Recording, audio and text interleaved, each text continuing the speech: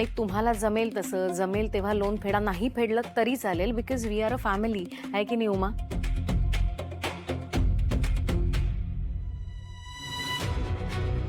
साक्षीची mummy, या सगळ्याची खरंच काही गरज नाही. तुम्ही पैसे देऊन माणसं लावली असतील कामाला, पण आमच्याकडे प्रेमाने येणारी जेवढी माणसं आहेत ना, की कामं कशी पटापट होतील आणि कार्य कसं पार पडेल आम्हालाच समजणार नाही.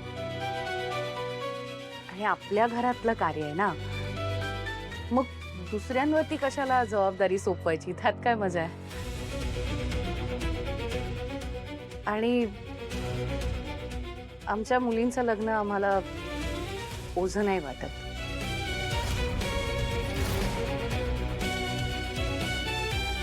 असं म्हणतात ना, की ज्यांच्या घरी लेक असते त्यांच्या घरी लक्ष्मी नांदते, आणि आमच्याकडे तर 4-4 लेकी आहेत. स्वामींनी भरभरून दिलंय आम्हाला. तुम्ही लग्नाला नक्की या आणि काही आणू नका, फक्त मनापासून आशीर्वाद द्या.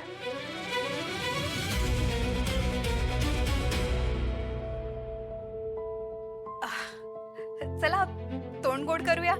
हो, मी लाडू करून आणलेत. थँक्यू. मी गोड खात नाही, पण हा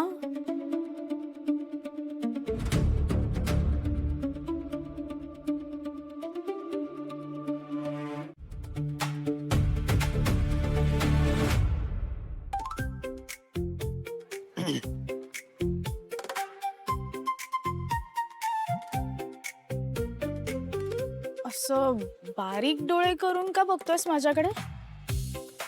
का बोलवलंस? सांगते, पण तुझ्याकडे बघून असं का वाटतं की तुझा कोणीतरी कंप्लीट बँड वाजवलाय? काय झालंय?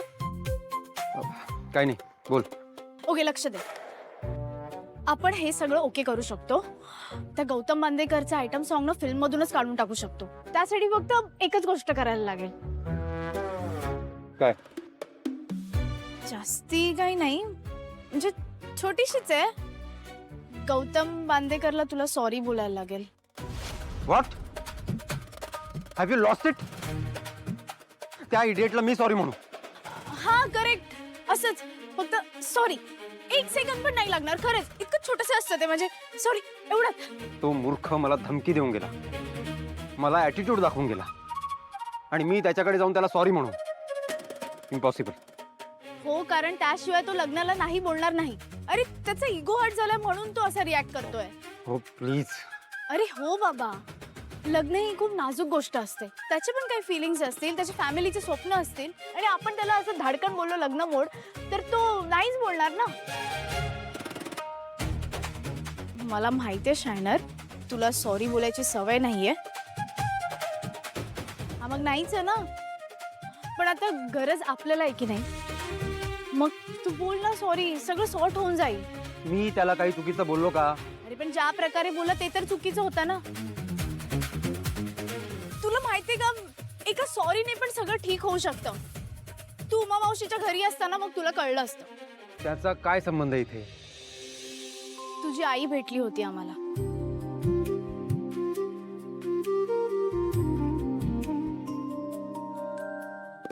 आणि फक्त सॉरी बोलून सगळं सॉर्ट झालं. म्हणजे 2 फॅमिलीज मध्ये असं एकदम पॅचअप नाही झालं, पण भांडण तरी नाही राहिलं. आणि हे फक्त एका सॉरीमुळे झालंय. त्यामुळे शायनर, प्रत्येक वेळेस जिंकायचं नसतं. कधीतरी समजून सुद्धा भांडणं मिटतात. बोल ना मग तू सॉरी, प्लीज प्लीज. हे बघ, मी तुला प्लीज बोलते, मग तू तर सॉरी बोलूच शकतो ना. आणि तू काय बोलला होतास रे, की तू तुझ्या भावंडांसाठी काही करू शकतो? मग बोल ना सॉरी त्याला.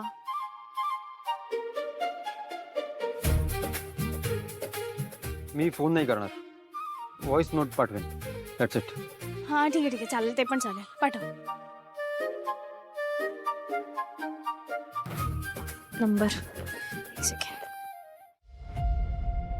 मॅडम मॅडम जाऊ द्या ना. काय तुम्ही अशा लोकांकडे लक्ष देताय? त्यांची लायकी सरी आहे का त्यांच्याकडे आपण लक्ष द्यावं अशी? आपण तर आपल्याकडे अशा लोकांना कामाला सुद्धा ठेवणार नाही. मी तर अशा लोकांशी बोलत नाही बाबा. आणि ती बाई बघितली, काय तिचे कपडे, काय तिची साडी, तंबू दिसत होती ती बाई, तंबू. बस तिचं नाव घेतलं ना माझ्या समोर तरी तळपायाची आग मस्तकात जाते माझ्या. अक्कल आहे का त्या बाईला? आपण कोण आहोत, कुठे राहतो, कोणा समोर उभे आहोत, कशा पद्धतीने बोलतोय याची काही पोचच नाही. आणि समोरच्याला अक्कल तर अशी शिकवायची जशी मरून आकाशातून शिकून आलोय. अडाणी गावंढळ बेअक्कल. अरे आपण तेजस्विनी खानोलकर समोर उभा आहोत याची बेसिक अक्कल आहे का त्या डबेवालीला? जाऊ दे मॅडम, तुम्ही शांत व्हा. तुम्ही नका गरम होऊ. मी तुमच्यासाठी आईस पॅक आणू का? आणते लगेच. हा बस बाईला कल्पना तरी आहे का हा एवढा मोठा बिझनेस उभा करण्यासाठी मी केलेले कष्ट, माझी जिद्द.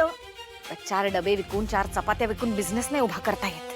साठी एवढा मोठा त्याग करावा लागतो. मग तेव्हा निर्माण होते सोसायटीमध्ये जागा, समाजात स्थान.